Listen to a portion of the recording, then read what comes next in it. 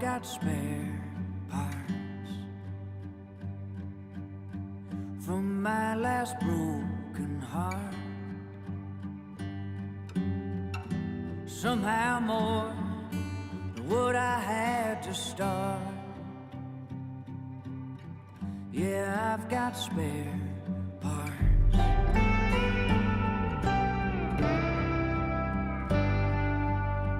I tried to fix it best I remembered it. I hope it runs when I fire it up, 'cause I got spare parts.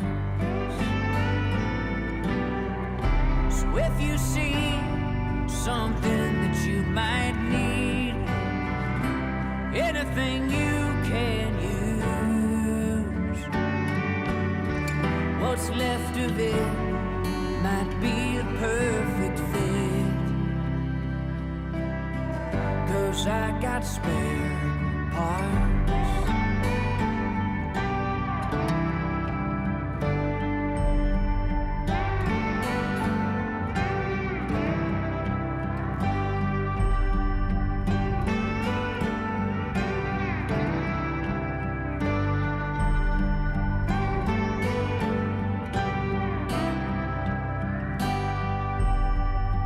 Took a piece of you, like lovers often do. I'll try to make it good as new, 'cause I got spare parts. So if you see something that you might need, anything you can use,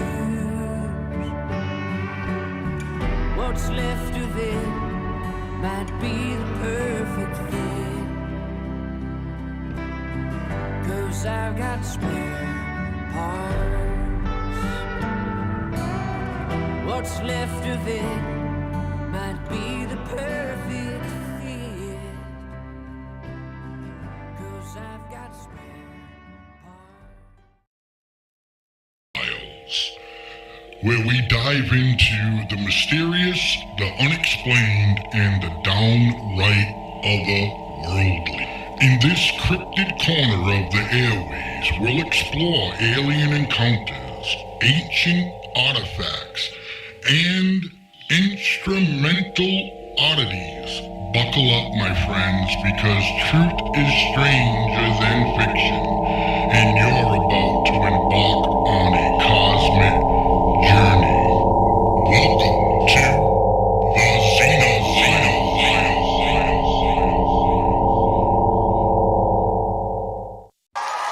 Hey everybody! Ow! Hey everybody, how's everybody doing this fine Friday evening? I know, what are you guys doing bothering us on a Friday night in the summer? You know, there's plenty of things that we could be doing besides watching the Xeno files. But anyways, we like to thank all of you that are tuning into the show right now. FFN Network created the Xeno files with my buddy Fogman over here, aka Chat. See how I did that backwards. You know what I mean? And it's something that we like to have fun with and goof around with and, you know, try to make sense out of, you know, what we're seeing and maybe do a little bit of research on our own on the things that we do see. Because, you know, quite frankly, Fogman, there's like a lot of things that happen that really, you know, the media doesn't tell the people or whichever, right? There's so much stuff happening in the world. You know, every time we start going down one of these rabbit holes, it just keeps getting bigger and bigger until I start feeling like Alice in Wonderland and exactly down cats and trees and shit. So yeah. Right, exactly. And I observed weird videos like that. You know what I mean? You know, like a crazy phenomenon or whatever. And the CCTVs, you know, for instance, your cat. You know, a black cat. It shows a black cat and it goes next to a ladder and it just disappears out of the Yeah. out of the frame. So how you doing today, Mr. B? Why don't you show that shirt off there, pal? It looks like you got a new shirt dude. here. It's a nice Troy Schrodinger. Now you get in the box. I love For it. those of you who don't know who Schrodinger was, too bad. Yeah, right. Too bad. If you don't know, too bad. The American education system has failed you. Yeah, exactly. yeah. Hello, Anne. Everybody say hello to Anne. She's howdy, Annie. So, would you like to explain Schrodinger's cat, B? Actually, no. Okay. I'm Go going ahead, to leave that as Fogman. xenophile. Yeah, Schrodinger stuck a cat in a box, or did he? And yeah. Tried to decide if it was alive or dead, or was it?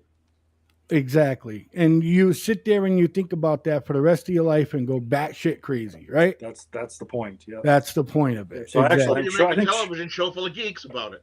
Right. So Schrodinger was just fucking with us, I think. Basically. Yeah. Well, no shit. Either that, or either that, or he was doing some funny things, and he actually believed that he wasn't sure if he killed the cat or he just put the cat in to go take it to the animal rescue place, right? You know what should have happened? So for the rest of his life, he's sitting there like, is this thing dead or alive? Yeah. You know what should have happened? What really should have happened to take things to the ultimate level was have MC Escher draw Schrodinger's cat. MC who? MC Escher. Who is MC Escher? Oh my God! Okay, MC Escher is a fellow. If you Google him, you'll don't say you learned that in the school system because you didn't. Draw things like one hand is drawing, another hand that's drawing the hand that's drawing it. Things of that nature. Oh, I understand. Yes. All right, I'm getting out of this conversation. Yeah. So tonight, ladies and gentlemen, Mr. Fogman and I and Mr. B. Mr. B's got a new hairdo today, too, ladies. So everybody chill, okay? I know his wife very well. She's a lovely lady, even though he's a flirt. Still got hair up here you can grab onto. Yeah. Okay. So with that being said, Fogman and I are going to go with secret tunnels under the United States. We've heard secret tunnels under Walmarts. We've heard quite a few things. Like, we do know that we have like underground bunkers that go into you might be more familiar with this than I am, Chet, instead of letting me hear stutter. Yeah. Like we got Dulce and we got what's the other one there that detects the bombs coming over? NORAD, that's underneath a mountain and Cheyenne stuff. Mountain. Yeah, the theory is that all these places are all connected together. And that's underground tunnels that connect all of them, starting in D.C. and then working their way all the way through. There's allegedly a direct line from D.C. to the new airport in Denver. Well, it's not new now, but when it was built, it was. Right. So let's think about it, right, Fogman? What would be, look, they say what? It takes 8 to 9 minutes for one of them to reach us? Yeah, pretty much. Yeah. Right? Okay. Yeah, depending, yeah. Yeah, you're not hopping in no SUVs and you're certainly not getting in a helicopter and all that stuff like that within 9 minutes. Okay? We'll say 9 minutes. Yeah. You're not doing that. So what would be the safer bet? What would, you know what I mean? To build a massive tunnel, right? And just getting the SUVs on, because they're not building a tunnel for people to walk and ride a friggin' bike. You know what I mean? They're building it big enough to drive vehicles under, wouldn't you say? I would say. A fine example would be like what they have for Congress in the event of some sort of an attack, whatever it be it conventional or like an attempted nuclear strike of some kind or whatever. They have like an entire rail system. Mm-hmm. Mm-hmm. And that also be protected from EMPs under there too, which is another big issue. Right, everything. So that's what made me intrigued about it, and I'm pretty sure you as well, Fogman, and B. He just loves to come and learn stuff. The gentleman, or the gentleman or the woman on Kicks. This is called the Xeno Files, and we talk about everything from aliens to your Bigfoots and whatever you have it. So The that's what strange, the unexplained, the things that the government will not explain. just our take on it. So we hope that helps you out, and thanks for joining us. Because he says, anybody read his name? I can't read it. Juicing. Juicing. So what's this about? That was his question. So let's go ahead and do this first video. Maybe that'll explain things that's what I was just jumping to, my friend. Let's go ahead and pop this baby up. So, That as well, Juicing, yes. Oh, I had it there up. is too. Now this thing is asking me to. Oh God, help me! All right, where'd it go? There it is. I'm sorry, folks. I usually You want to call in? Mm-hmm. Or you can email us at FFN Network at Gmail and stuff. All right, ladies and gentlemen, I got this up here right away. Sorry for the delay. We're kind of like the X-Files, but except Mr. We're B's better. Mr. B's not quite as cute as what's her name was. Yeah. What the hell was her name anyway? Scully. We used to have a name for what that was back when I was younger. I just refused to shave my legs. Yeah. Dana Scully. Yeah, well, I know. Yeah. So conspiracy theories. Well, That Diana. too. Thank you, Diana. So yeah, conspiracy theories. Yeah, we try to take them a little bit, further, or try to. If it feels like it's a bull crap story to us, we're definitely going to say that. But some things are interesting, and that's one of the reasons that we do the Xenophiles here on the FFN network. Thanks for your questions. Again, hope you stick around and continue to watch the show, or share us, or get some of your friends to come on in. Without further ado, tunnels. Secrets include military uses, underground networks. This video is from 1999, ladies and gentlemen. Let's take a peek. Nevada has a reputation as a place where mysterious things are seen in the sky. But could it be there are greater mysteries literally right below our feet? Few states have as many underground tunnels and facilities as Nevada. The Channel 8 I-team has been looking into some of these secrets of underground Nevada, and George Knapp is here with the story. I don't know how you found time to do this, George, but I'm looking forward to it. Well, thank you, Paula and Rory. Some of these tales are pretty wild. Okay, does everybody know this gentleman right here on the screen? Nope. Don't know them. Okay, this guy started the whole alien files things there. Oh yeah. Oh, okay. Yeah, he started that. He's the one who the first one to ever interview Bob Lazar. Really? Oh, Yeah, he was the guy that was there that was filming him the very first time in his van when he was outside his van. If any of you have seen that video, you know which one I'm talking about, where they blocked him out. Yeah. Okay. Oh, yeah. He's the gentleman that conducted that interview, and then from then on, he believed everything that Bob Lazar was saying so much that he ended up disclosure. That's what it's called, the disclosure thing. If anybody hasn't seen the disclosure project there, I would recommend everybody to watch that. Yeah. Okay. Again, so yeah, I'm sorry I don't. Well, they'll probably say his name because he was a news journal for this. This one's got to be in Arizona or something. Because I think that's where he's from. So yeah, let's listen some more. That's who this gentleman is. He is like the founding father of all of these, before Ancient Aliens and the History Channel got a hold of everything and stuff like that. That's pretty cool. But all right, let's listen to him. Some of these tales are pretty wild, others tough to prove, but we found some he wasn't credible here, but he's certainly credible to me now, so. verifiable information about real projects that are as exciting as anything in a sci-fi movie.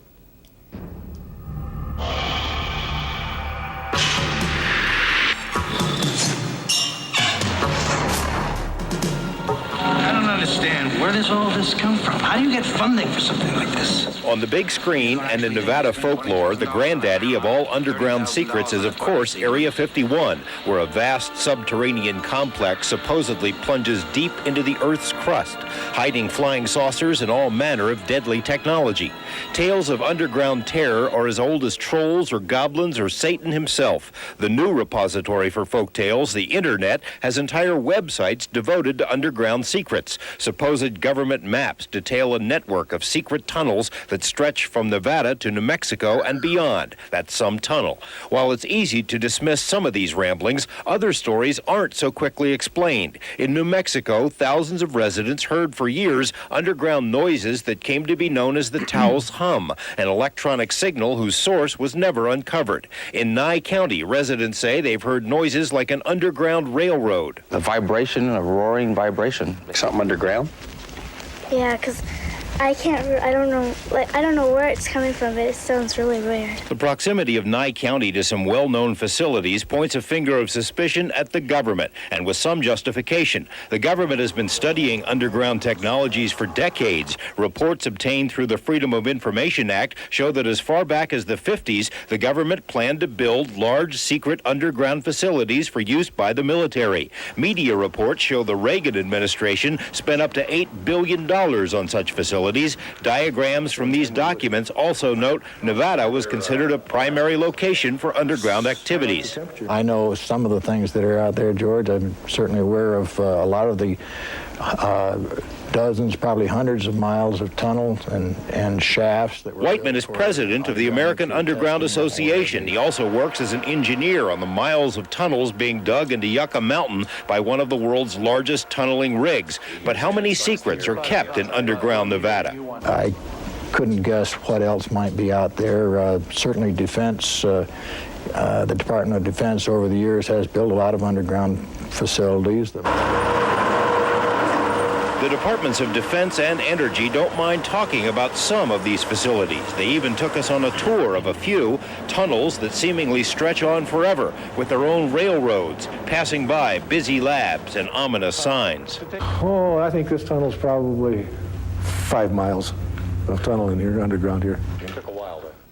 Of course, most of the underground tunnels at the test site were dug for nuclear testing. Such testing ended years ago, but the tunnels still bustle with activity. In fact, some new digging is underway. Tomorrow at 5, we'll tell you some of what the government is up to, and we will travel deep, deep under the earth. A lot of fun. It's kind of eerie down there. Yeah, That's kind of eerie down there. What says you, Yeah, some of those maps that, if you want to put a graphic up of the maps, yeah, I'm going to kind of explain some of that stuff. Now, this video was done 25 years ago. Can you imagine how many more miles of these tunnels must have been completed? We're complete. Yeah, we're complete. Well, a lot of that was related to Yucca Mountain, too, for nuclear waste storage. But still, there's, yeah, you're right. I mean, 25 years ago, technology's changed. You saw that giant boring machine. Oh, yeah. I don't think they use anything like that anymore. Right. So we got this map. If you want to go right ahead there, Fogman, can you see it okay? Yeah, it's all right. Kind of like that's just the location for sort all the government sites. Yeah. Okay. So you want the world one? Yeah, the inner. That's inner the Earth. Right, the inner Earth. Those are the tunnels that actually the grabbed out from the locations where they actually go, and the gives the directions and the indication of the tunnels where they are. And that was from 1978. So it's been around a long, long time. Well, as he said, since the 50s, they've started been doing these things. Well, and just look at that. Observe this, ladies and gentlemen. I mean, if this is actually factual, right? And when did you say that this was, Fogman? 1978. 78 is when that map was from. Yeah. B, do the map. Okay, what I'm looking at, and the things that I find most astonishing is there 1, 2, 3, looks like 4, 5 or 6 different hubs that where a lot of these actually wind up shooting out into other branches. And if this was back from 78, I can't imagine how many more of these hubs go and interlock and swing into things. And where is all of this material going that's being mined out of the ground? I want to know that. Well, I mean, they're using it, and maybe they're selling it, or they're giving it to um, cement factories. You know what I mean? Trust me, I'm sure there's Oh yeah, there's a way. I mean, look, the tunnels that they're doing in around California or whatever, they could be, I don't know, shipping this dirt to make islands or something. You know what I mean? Like China's doing, and making their own islands. Something else of note too is that if you'll notice down there, it says that the most of the entrance locations are in national forests. Yes, I was gonna bring that up. Go ahead, sir. Oh yeah, which would be federal land, so they have some control over that as for access. They could say Right. it's we're going to be doing a construction project, in Yosemite or something, and lock that area down because it's unsafe. The big buzzword for that would be erosion control projects. Well, there you go. Yeah, Yeah. exactly. Yeah. Yeah. But wow. Now, something else Okay. that came across in the research on this is activities actually going on worldwide. It's not just here. So here it in the looks US. like here in Massachusetts, there's only 2 points. Okay, you can see my cursor. Mhm. Yeah, there's 1 point here. I can't see what it is. They have an illustration over here. The main tunnel site. This 0, or looks like a 0. I don't know. Reported entrance. Known caverns around it. Suspected entrances. Yeah, I mean, so over here. Again, here is there we go. You know what's so weird? It's like, Massachusetts, and except for Philadelphia, I mean, Massachusetts should be. I mean, look how freaking big New York is. I mean, give me a break. I know. I'm wandering off. Anyways, here's 2. I can't tell if it's an entrance point or another point or whatever, but there's 2 here in Mass. There's 2 in Connecticut. What you know about that, Mr. B? And let's see. What I know about Connecticut, I can't talk about. It looks like they got I do 2. know. Well, go ahead.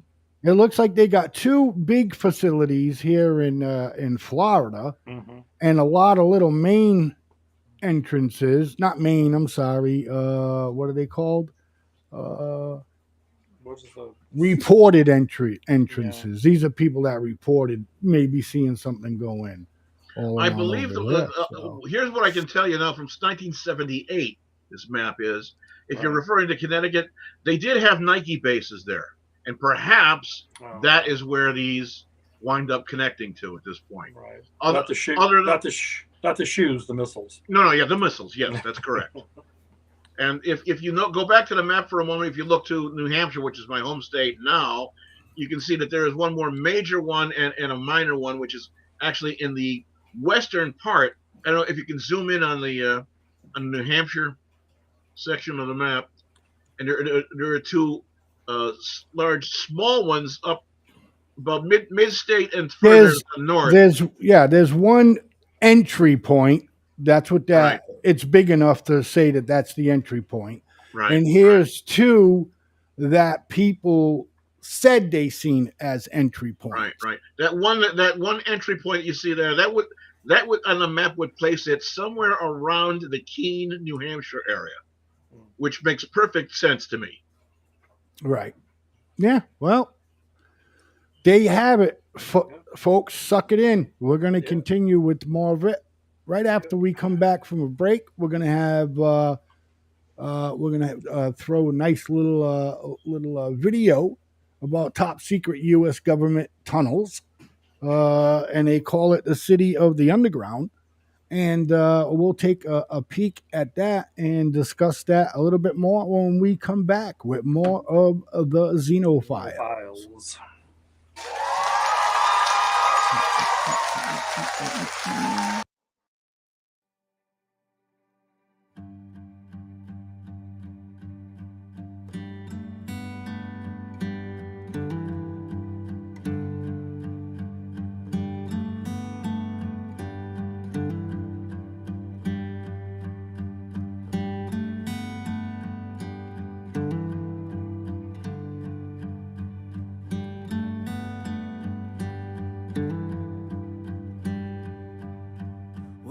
I've got spare parts from my last broken heart. Somehow more than what I had to start. Yeah, I've got spare parts.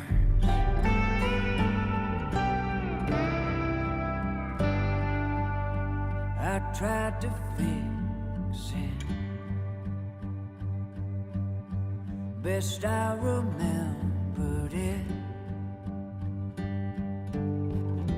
I hope it runs when I fire it up, 'cause I got spare parts.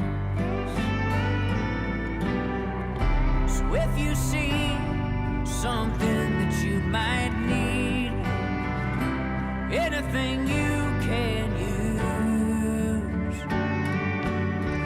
what's left of it might be a perfect fit,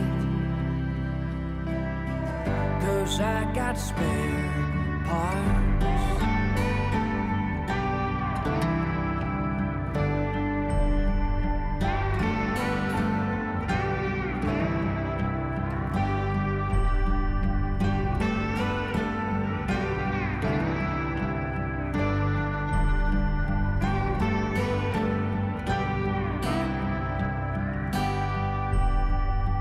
Took a piece of you, like lovers often do. I'll try to make it good as new, 'cause I got spare parts. So if you see something that you might need, anything you can use, what's left of it might be the perfect fit, 'cause I've got spare parts. What's left of it might be the perfect fit, 'cause I've got spare. Hey everybody, thanks for sticking around for more of the Xeno Files with yours truly, Blazeman. Fogman to my right, and below us is Alice from the Mr. B. And I'd like to thank everybody who's sticking around to catch more of the madness that we got going on here as we call ourselves in the Xeno Files. Right. I don't know. Chat. We're going to go with top secret U.S. government tunnels. Let's do that. Okay. And let's see if this shakes. We're not going to play this whole thing. No. Okay. I mean, if you want to go watch it, you can go and check out the History Channel on YouTube. They let everybody watch it. They might take it off after we're done airing the live show. Who knows? They might say, hey, man, copyright or something. But then again, it wasn't the History Channel that did it to us, Fogman. It was A&E. So right. Anyhow, regardless, thanks to the History Channel for letting us use your content. Absolutely. Here we go.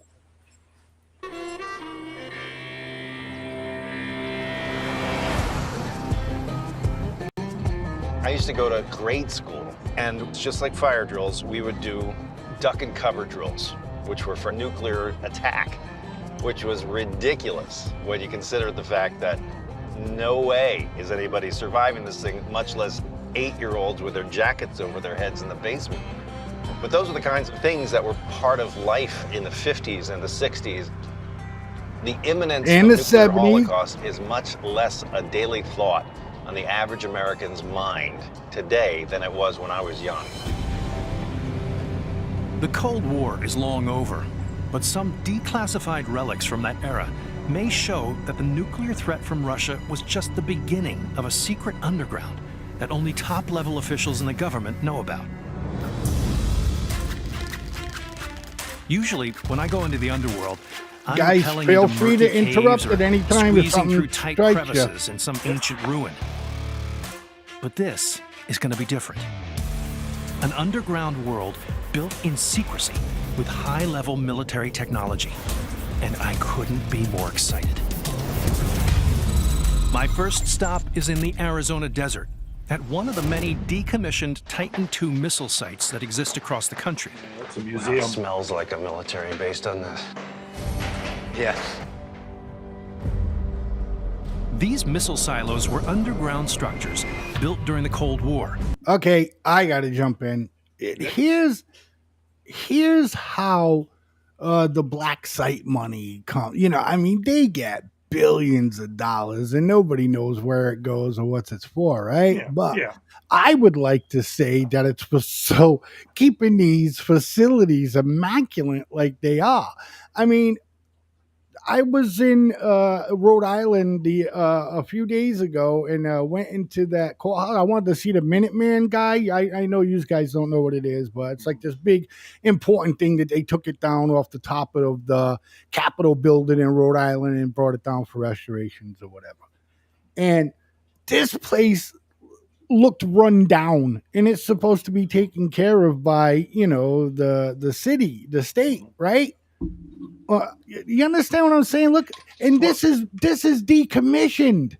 Yeah, where he's at is just outside of Green Valley, Yeah. and it's a museum, and it's privately funded. Okay. Yeah, it's a fully restored Minuteman missile silo that that is run by private donations and that kind of thing. Right. But Understand. along those same lines, though, those things are all over Arizona and you know, pretty much that part of the country. A lot of them have been sold. They go up for private sale. Part of the trust verify thing during the Reagan administration was that one of the things we were supposed to do was, you know, they're going to reduce the amount of missile silos, Russia and Russia both. So what they would do with those things is they'd fill them up with concrete. You know, they'd remove the missiles, they'd open the tops of the silos. In the silo, and just dump concrete down it. Just dump concrete down. And a lot of them, but like I said, though, they decommissioned them and moved out all the sensitive equipment. But you can buy them. There's one in Texas. It's like what they use for scuba diving training, for example. No kidding. Yeah, because they're, I don't know, however many hundreds of feet deep they are, full of water. Because the reason they're doing that is because once they removed all the pump stations, the military did, or the Air Force, then the thing started filling up with water. So the owners thought, well, shit, we can't get the water out of there. Now what are we going to do with it? So that's what they decided to do. And it's been very successful. So they put the cement down the silos to stop for the ones that they sold to the private people, right? Yeah. All right, cool. Great info, brother. Yeah, well, not really. I mean, those are still when they fill up the concrete, that was for the Russians. They tell them when they're going to do it. They fly a satellite over. They could see it, that the silos were filled with concrete, pretty much. But you could actually buy. There's actually a website that you can go to see if these things are available and where they're at. And you can actually buy one. You know, really? In the surrounding areas, and you get you'll get the silo, the stuff that's in it, the little bunker area, and that kind of shit. And it'll still be there. Of course, there's no missile, and there's no electronics or electricity or anything else in there. And it's a fenced off area. It might be 5 acres or so. Well, wait a minute. Now, if I wanted to, make it like, a bunker to take my family to or whatever, I couldn't get a contractor to come down to restore electricity down there? Oh, sure you can. Oh, yeah. I'm not seeing electricity. There's no, some of them don't. They're generators because they're out in the middle of nowhere, literally out in the desert. Right. There in that area anyway. But yeah, sure. A lot of people do that. And they make, that's part of the website thing is you can go there and buy this thing, and then they have a whole. I was just going to say, B's got something to say. Look, I already know I'm surprised they don't have anybody who's turned them into a weird hotel or something. Well, who knows? Who's to say? Right? Who's to say? Along those same lines, and it's not. Well, it's a little off topic, but not really. They're also selling storage bunkers on some of the military bases, the decommissioned bases. You can buy, the above ground hardened facilities. Right. It's either store or either revetments for aircraft or to be stored inside there, protected against nuclear blasts or bombs, whatever. Anyway, there's also a website you can go to buy some of those, and some people have turned them into houses. Wow. And Okay. there's a community. I Right. think it's in Alaska. Maybe there's a whole community of those things. No So, kidding. yeah. Wow. Is Yeah. it?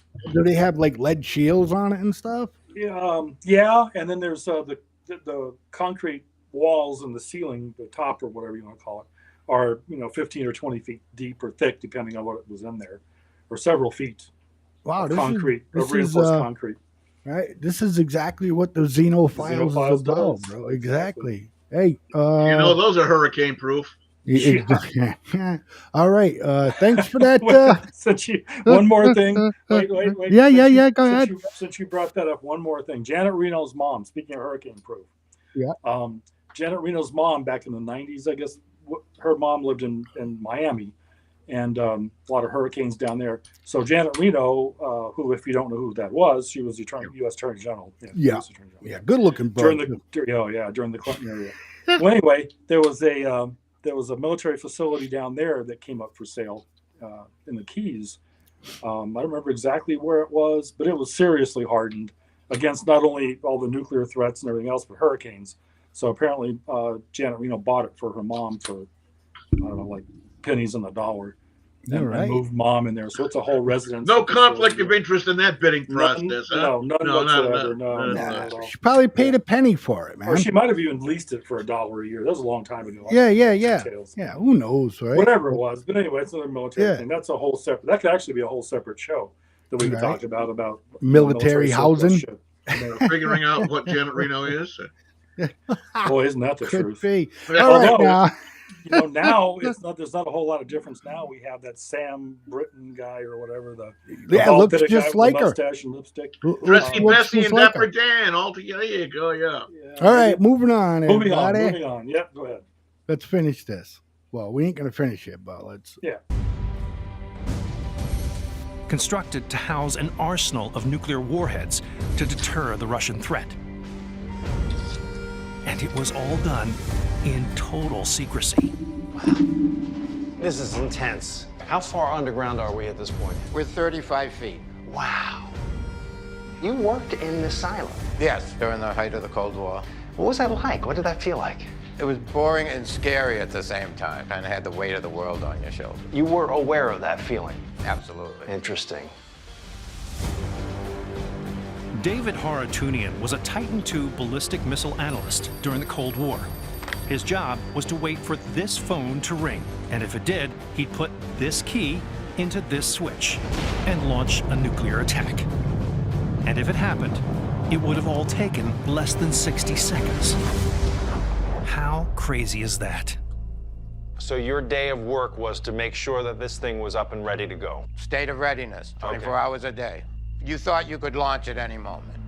But the thing that was most upsetting about it was if we had the launch order, we knew an attack was coming, and we knew that all our... How do you think that your mindset would have to be to do that job? Yeah, there's a whole process for that. There's specialized teams. There has to be. Air Force has them. And it was all Air Force, right? All Air Force, right? And people go through an incredible screening process that you and I I'm not possibly imagine. Well, I can imagine. I can imagine a lot, but I'm sure. Yeah, the screening part. Yeah, I'm sure they'll get that done. But do you think that he did like isolation training? Isolation training? Do you think that was involved? Yeah, probably. The Standard Air Force. They probably train them a lot like the Navy does with submariners. Because I mean, it's not like your shift is you're underground for 24 hours or whatever it is, and then you're back up or however it was that they set it up. I mean, you're not really, you're underground, but that's really not that. You go back home and all that kind of I crap. get what you're saying. Yeah. It's not like you're in a submarine, God forbid. The sub goes down, it ain't coming up. You know what I mean? If it gets shot at, The big issue for those guys was making sure they turn the key. And it takes two keys. There's a team of two. Yes, and I think that's the reason why I brought up your mentality of it. Right. You know what I mean, I think that's why they switched. Right. Because I think they came to a point where there was like, someone's not going to turn a key. Well, yeah, and that's an issue. But there's a whole bunch of them. So Each not individually connected. There's another. I'm curious about something else too. This guy's saying it's all in secret. No, there was nothing secret about any of these things. They weren't constructed. Everybody knew where they were. I lived in that area, and everybody knew where they were. You'd see the crews, the blue Air Force vans going back from DM to out to the silos all the time. Right. They were taking crews out for a crew change. That's what.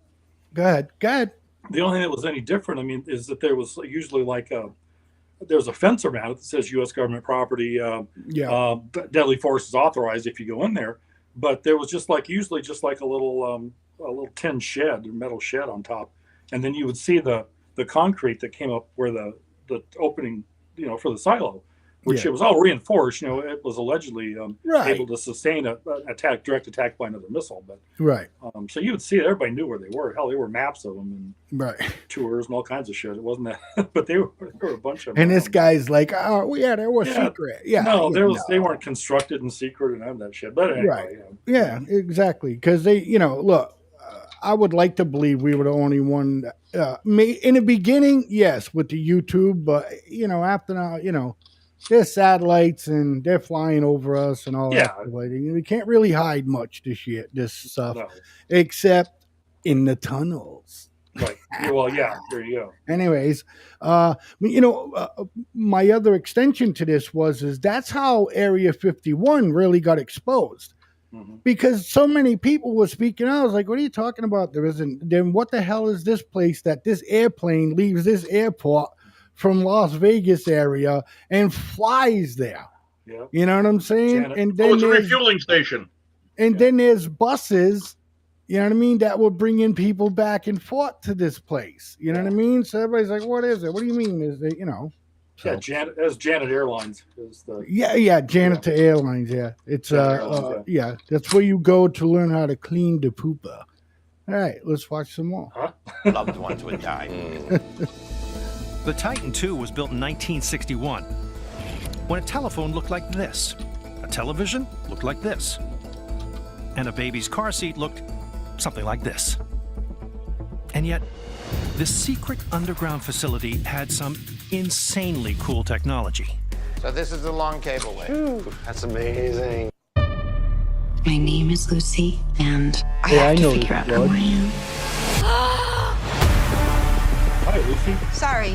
This thing is built to be like I don't mind them doing that because they're letting me use it, so I'll let the ad go by. Slinky, so we can move up and down, side to side. We had to be protected from the shock wave. It's going to be like the world's worst earthquake if a nuclear detonation went off up there. Right. And it's a cableway because it's all the cables going from the control center to the missile. The cableway is a massive version of the shocks in your car, designed to protect this entire underground base from any nuclear explosions above. So you're down there 200 and some feet away from the rocket, which is up here. Okay, so that's where I want to be. This is the launch tube, and the missile sits in the launch tubes, protected by that extremely heavy door. Man, that's hard. Door push. Oh my Lord. Look at that. That's the silo. That's crazy. Yes. Incredible. Definitely a dummy rocket. There you go. So give me some read on what I'm looking at here. It's 103 feet tall. It weighs 330,000 pounds fully loaded. It has 430,000 pounds of thrust, which is equivalent to 2 747s at full throttle. Wow. How fast does it take for this to get to its target in the Soviet? About 30 minutes. It's going to go about 17,000 miles an hour. Wow. To put into perspective how ridiculously fast this Titan missile was, the commercial airplanes we fly in today, they go around 570 miles per hour top speed. So this nuclear missile flies about 30 times faster. And what is the actual bomb? It's a 9 megaton bomb, which is equivalent to 9 million tons of TNT. How does that compare to Hiroshima? It's 600 times more powerful than Hiroshima. Unbelievable. And how many facilities with this nuclear missile were ready to go on a single phone call? 54. That's crazy. Absolutely. So in the case of nuclear attack, 54 Titan II missiles all lift off basically at the same time. Only totally retaliatory, not a first strike weapon. If the Soviet Union launched against us, this was the deterrent. mutually assured destruction. The 54 Titans were going to wipe out 54 of their cities or military bases. Yeah, that's where it just enters into a whole nother realm. I mean, it's just hard to conceive of that much destruction. And today, even more so. Today, more so. There's more of them, and they're more accurate. Wow. And bigger. So we're at the top of the missile. How far down is the bottom? The bottom's 146 feet down.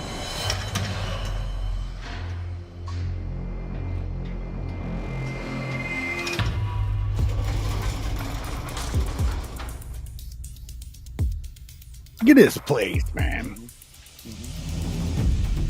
Wow. That's insane.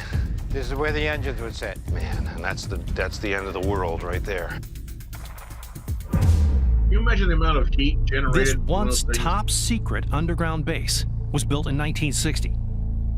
And the public had no idea that we had 54 weapons of mass destruction hidden deep below ground until 30 years later. So what else could our government be hiding today? One thing that caught the attention of the public was some very covert government activity in remote parts of the American West. Back in the 50s, the government prohibited the public from entering a fenced-off region of the Nevada desert called Area 51. Around the same time, there were numerous sightings of unidentified flying objects nearby. And so the theories began. They're conducting experiments on aliens, or reverse engineering a downed spacecraft. And the theories get wilder and wilder the deeper you go down the wormhole. Flying saucers exist. Mankind should be alarmed. One thing we certainly know is that the government denied Area 51's existence until a Freedom of Information Act request in 2013. They admitted that since the 1950s, an underground base at Area 51 has been developing secret weapons and spy planes. So what about the aliens? We may never know, because all current activities at the base are classified. And the government seems to be remarkably good at keeping secrets. So what I'm curious about is what else is hiding down there? And how massive could a U.S. secret underground actually be? There you go. Warning, U.S. Air Force installation unlawful to enter. Patrolled by military dog teams. That is Nellis Air Force Base right in there. But we're not going inside because this fence defines the whole perimeter of the place. This is one of many military installations. I love how he says, but we're not going inside because they got this fence. Yeah, that's why, buddy. You notice how it's just the fence and it's not reinforced with any, because Jesus, I can imagine, you know what I mean? You're going on and here comes some mortar strikes. I'm sure they'll start off with that right away. You know, they're going to get you, you know? One of the things that they're hiding there, and I'm sure of it now, there's been a lot of talk, and it's been covered over. There have been a number of conspiracy theories and what ifs and so forth and whatnot about that. But one of the things that it's almost absolutely certain that they're hiding there, they have the formula for peanut butter that will not stick to the roof of your mouth. That's very possible. Could be. Ann says the stress of that job must have been incredibly difficult. Yeah. I wouldn't, let's see. I mean, they'd never let me do that job, but if it was me, I wouldn't, I would take it as every day. And the only time that my, mentalism or whatever, I mean, when we're talking about like venting these people out, right? So do they pick somebody who like doesn't really have much family, don't have any kids? No, they're just regular guys, but there's a testing process.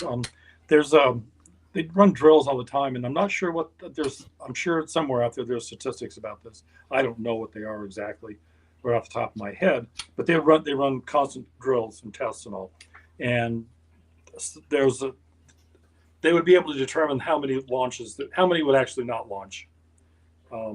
Okay, so they take a guesstimate, right? Yeah, I mean they're real world drills, so the guys didn't know if it was real or not until after it was over with. So sometimes, yeah, there were crews that didn't launch. They didn't last long. They kind of disappeared shortly after that.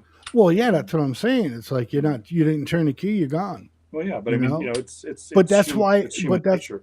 Right, but that's why I had asked, and I was hoping maybe somebody in the audience could answer too. That's why I asked. I mean, I don't know, man. I'm like, if I'm sitting there and I'm not married and I don't got no kids and all that stuff like that, I mean, I'm doing it for the fate in my mind of the world. Maybe we would win it. Well, right. Nobody, nobody wins it, but like if we won it to the point where we, under these tunnels had a massive reserve of, coming to getting soldiers out. You understand what I'm saying? Yeah, I understand. All right. So, but if I got kids, now I got kids, Well, another issue, another consideration here too is that they're not first strike weapons; they're purely retaliatory.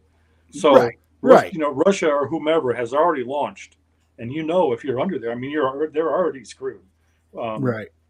So you're launching in return. Right. It's not like I can. I'll be right back, guys. Go get the family and bring them downstairs. Well, no. You know what I mean? The point being is that they're not first strike, is what I'm saying. Yeah. So in your mind, you're you're defending yourself. You're not launching. Now, if it were first strike, that'd be a whole different state of affairs psychologically, I would think. Yeah. Because you're the one actually starting it. If those guys there are turning the keys, then it's already started. Right. And they're just making sure that Russia or whomever feels as much pain as we are about to in the next 90 minutes. Gotcha. Yeah. Anyway, So interesting. Very interesting. One more thing on that subject. Let me finish up real quick, and I'll be done with that. Is when you buy one of those things, it's pretty much everything you saw there. But you got to remember, a lot of them have been abandoned for decades now. So you got rust, you got mold, you have asbestos. Who knows what other kind of toxic waste and crap. That rocket fuel is extremely toxic. Sometimes it was cleaned up, sometimes it was just dumped out in the desert. Right. So you have all that to deal with too. But yeah, they're pretty cool though. Sweet. Anyway, being what it was, the rocket. Have you learned a lot tonight, B? Oh yeah, I've learned so much, Daddy. Yes. Okay.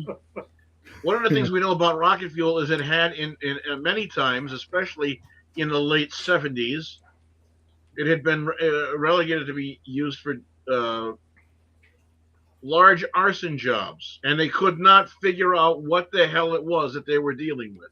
Oh, that's interesting. Yeah. It took I remember there was a time back in my hometown in Connecticut where there were a number of fires that were lit, and they did not understand what the hell was going on, what was being used to get these fires going, why they couldn't put it out. They figured, well, there were all these old factory buildings. It's got to be the oil spills, not realizing, and they only finally figured this out in the late 1990s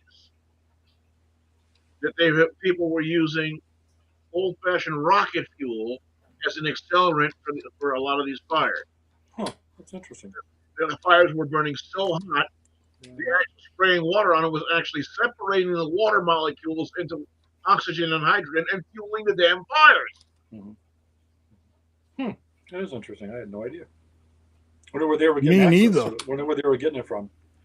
I mean, it's not really something you can buy on the Walmart. No, well, if they're leaving drums and barrels out in the middle of the Nevada desert, that's a good point. Yeah, a lot of things going on like that. But the other things having to do with these Nike bases and so forth, you have to wonder now.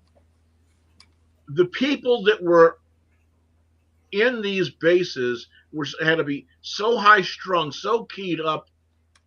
What the after effects to their spouses, their children, and how these people, and is this something that was contributory to the large increase in people with mental problems and mental health issues in America today that have gone unaddressed. Well, yeah, during that period, well, you got to remember SAC, Strategic Air Command, during that period of time. Everybody in the military was on a razor's edge most of the time anyway, with a hair trigger. I mean, my brother, for example, was a B-47 pilot initially, and then went on in other areas through there. But during that time, that was back in the early 60s, they go on ready alert for a week at a time. So he'd have to leave home, leave his family, and go to the base, and they had to be in the air within 5 minutes or whatever after an alarm was sounded. And ready to go wherever in the world and drop nuclear weapons. Right. So but you're right about the stress issue. It was a major issue for those folks. Yeah, man. It would be crazy. I mean, I would totally get it if when they only took, guys that whatever that didn't, have much family, especially didn't have kids, shit like that, But like you said, they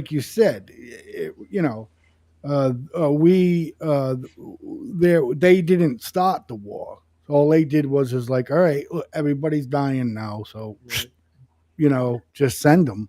I can't protect my kids. I can't stop what's happening. So go. They'll get some payback though.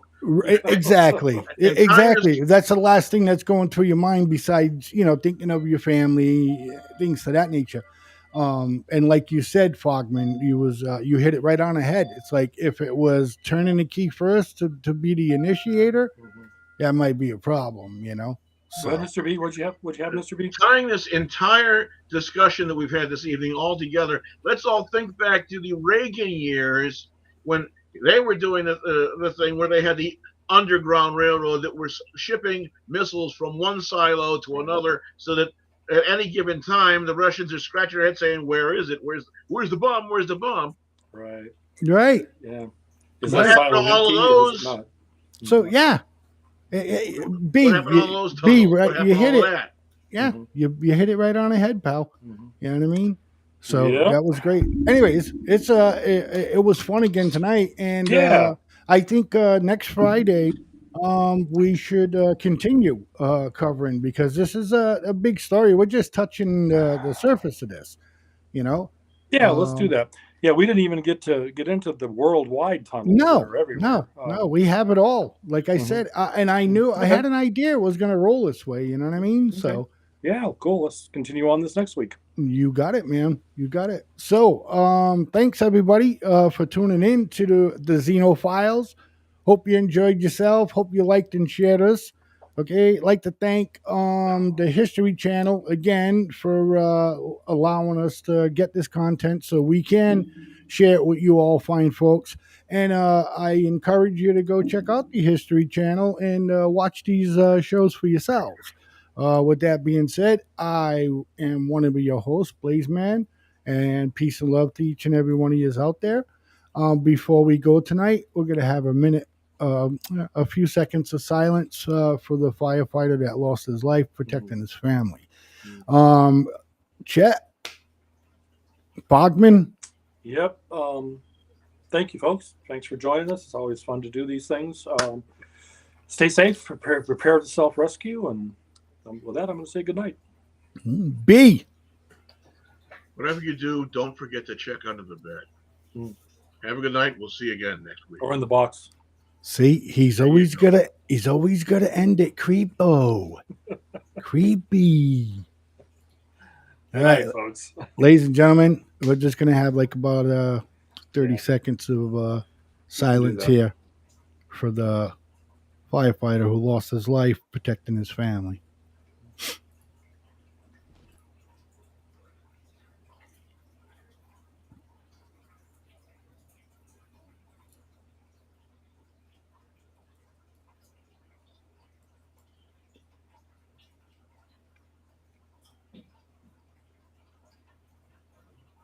Thank you, ladies and gentlemen. Good night. Night, everybody.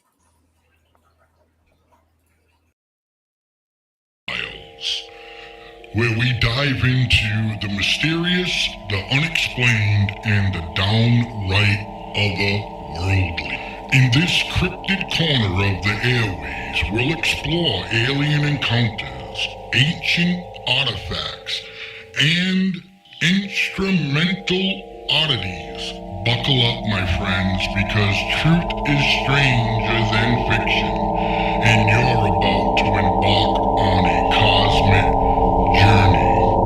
Welcome to the Xeno.